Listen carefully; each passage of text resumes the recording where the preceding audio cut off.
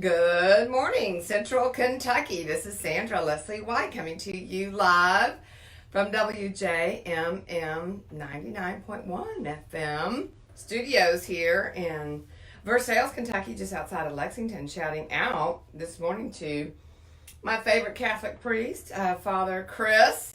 Understand that you have now got a parish in Woodford County. I'm excited about that. Shouting out, thinking of you this morning with the message, and all of you around the country, WJMM.com and Facebook. Good morning. So, what do you think about being a priest? Have you ever thought about becoming a priest? Well, you may already be one.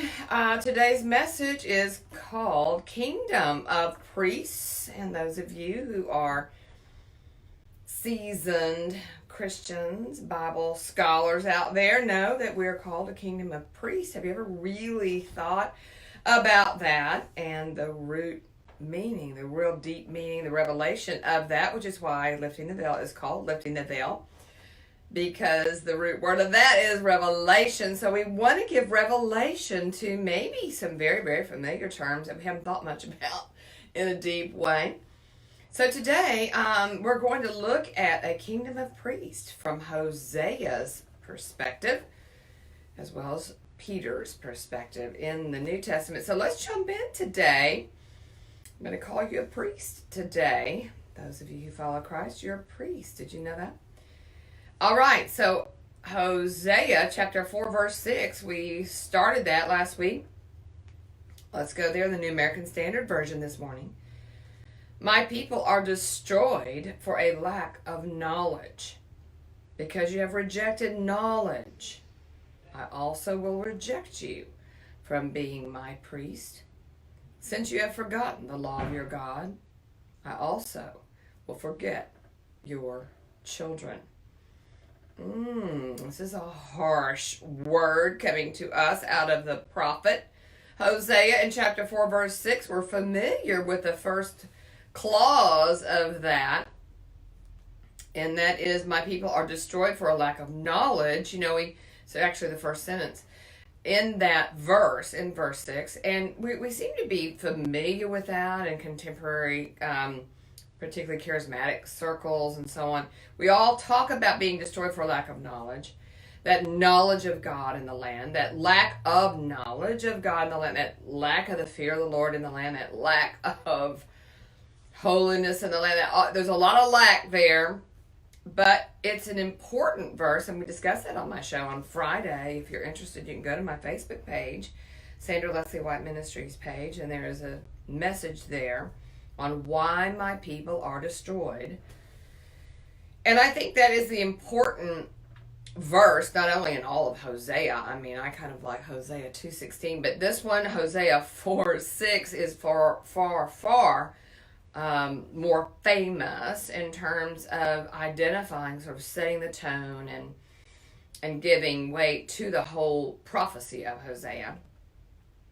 So I discussed this fact that if we are not in this full relationship with Yahweh, and he's really talking about that word and that lack of knowledge, that knowledge of all the senses, of really having a sensuous relationship. Imagine that one, sensuous, sensual. We've talked about those words throughout Hosea in my messages, but the fact that is not twisted. It's not a twisted word. It's not all about sex. It's about, even though this book has a lot to do with it, it is about the senses and realizing that a deep and abiding and personal and intimate relationship with Yahweh, with God, for the Hebrew people, for us, through Jesus Christ, who made the way for us to know him in that way, by the presence and teaching and guidance and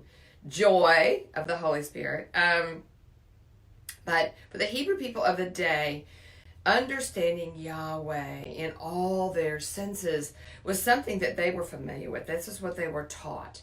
And so because they are not in that loving, abiding, trusting relationship with Yahweh because they've been influenced by the Canaanite gods of the day in that latter part of the 8th century BC. And Hosea's writing this prophecy and marrying a prostitute as a metaphor and a warning for how the gods of this world can begin to slowly but surely destroy our knowledge of God. In other words, our relationship with Yahweh, our intimacy with Him, all of our senses really being fulfilled, exhilarated, come alive because we have a relationship with Yahweh? I think so. But if that isn't the case, then we're going to find that thrill somewhere else. We're going to find that fulfillment somewhere else. We're going to find our passions elsewhere. And this is what he is truly writing this book about. But he goes on to say, because you've rejected knowledge, second sentence of verse 6, I will also reject you from being my priest. Now that sort of startled me. He goes on and said, since you've forgotten the law of God, I'll forget your children. So this is really scary. So, but when he talked about priests, that can throw you off and say, well, gosh, is he talking about the priests of the day? We're all concerned about leadership, or we have lots of bad news about the priests of the day today, the Catholic priests particularly, not to mention our own leaders in the Christian world falling like flies. But we're talking about the priest here, and I want to go into that because for the Hebrew people, the priests are not who you might think they are. So I'm coming from an article that I picked up from a Jewish blogger, and she said this about the kingdom of priests in Hosea 4:6. I've just read that, but she's talking about the deeper meaning upon the word or the clause of phrase kingdom of priest.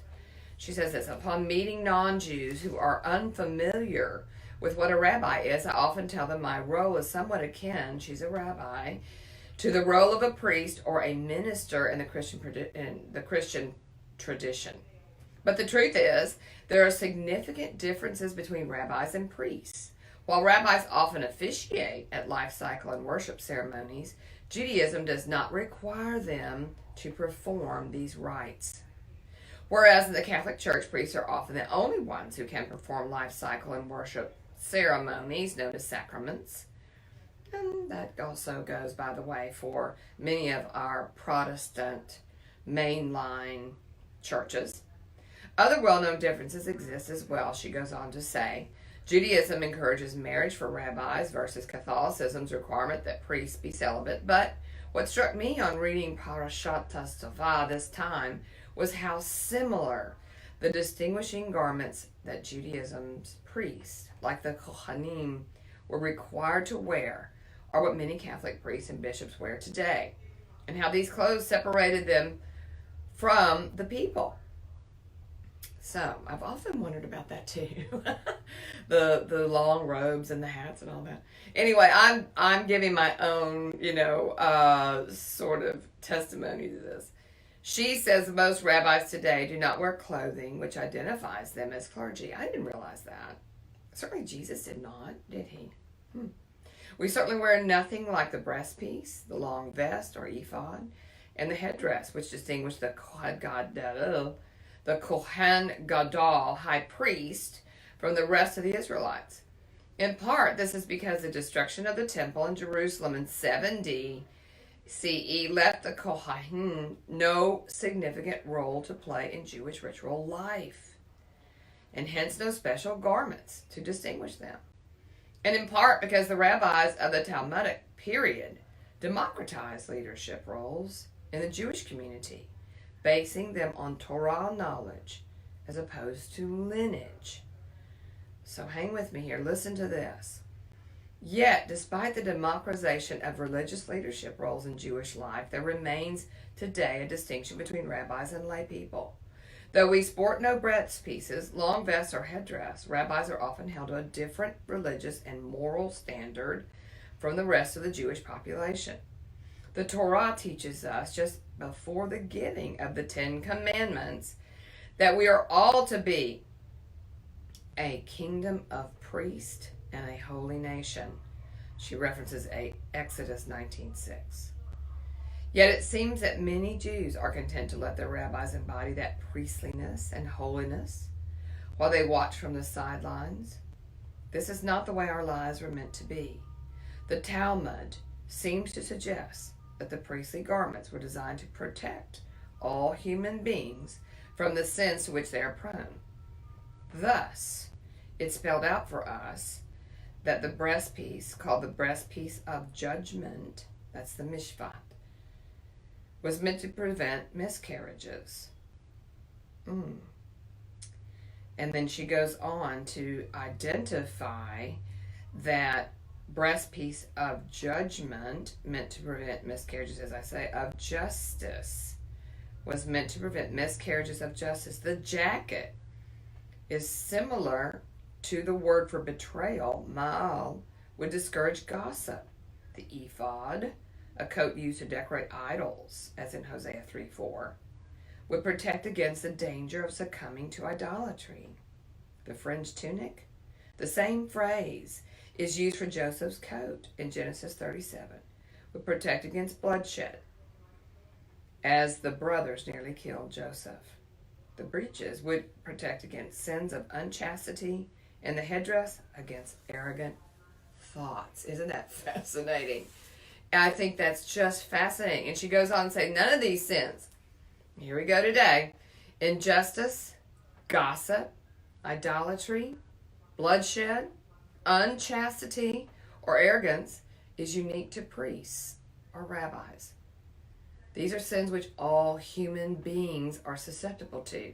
And the Talmud seems to be telling us that although these garments were worn in ancient days by the priests, their symbolism is for all of us.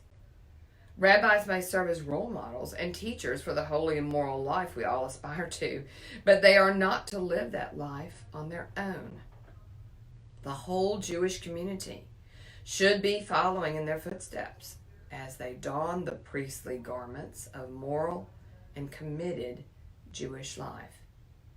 As we read Parashat Testavah this week, let us all be reminded of the special status the Torah has laid out for us, to be a kingdom of priests and a holy nation. And let us strive to learn from our rabbis and teachers just how to put these ideals into action in our everyday lives.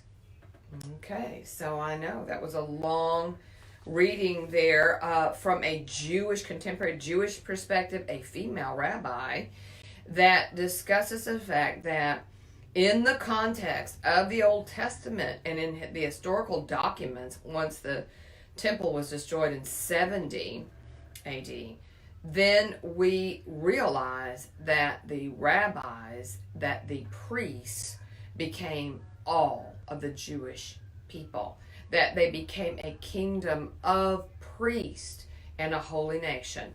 And Peter goes on in 1 Peter, I love this, in first he goes back to the Exodus passage and says this in 1 Peter 2, 9 and 10. But you are a chosen race, a royal priesthood, a holy nation, a people for God's own possession, that you may proclaim the excellencies of him who has called you out of darkness into his marvelous light.